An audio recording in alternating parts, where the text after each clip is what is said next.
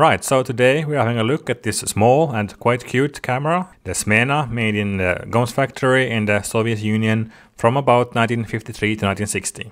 Both when it comes to functions and the build quality, it's a quite simple camera.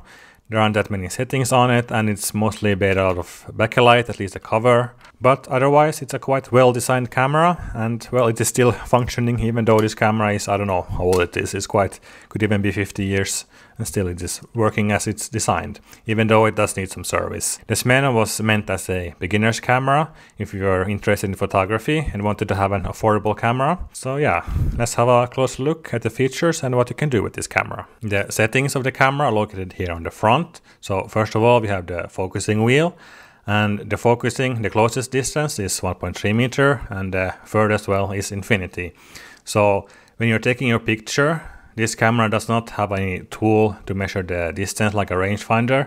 So you basically have to guess your distance or measure your distance in some other way. For example, you can actually have an external rangefinder in the cold shoe. So the way you would focus this camera is to, guess the distance or find it out in some other way with maybe a measuring tape or something. And then you set it according to what you think it should be.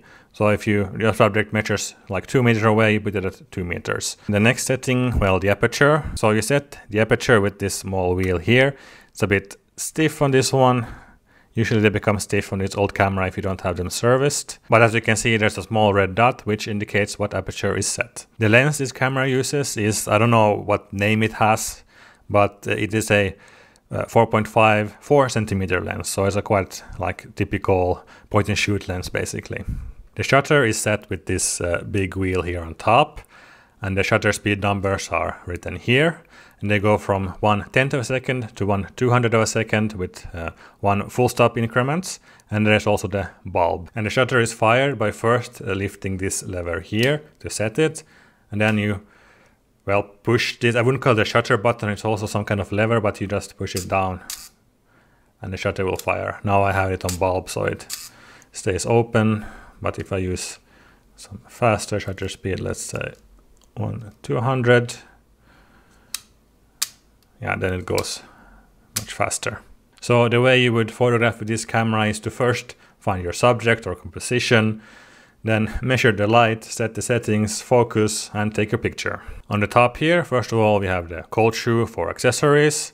Then we have a frame counter. So basically, before you can advance to the next frame, you have to push this button to release the frame counter. And on the back here we have the viewfinder, and one thing to keep in mind when using this is that they do not frame the picture exactly to how it will be, so always keep some margin around your subject, otherwise you might crop it by mistake. On the underside there is a tripod mount, but it's not let's say the standard that is typical today. It's a much bigger thread, so you need some kind of adapter or something to use it. So now we have come to the fun part, loading film. And this camera is quite different from modern point-and-shoot cameras, because when you open the back, the whole back comes off, and then inside you have this dual reel system, so you cannot just take one roll of film and just load it. Instead you need to have 2 reels, one empty which you put the film into, and you cannot just use any old 35mm canister for this. You need to have a reloadable one. And the way you do this is, first of all, you need to take out this spool. And I think this spool belongs to the camera originally because there is this sort of tension mechanism on it.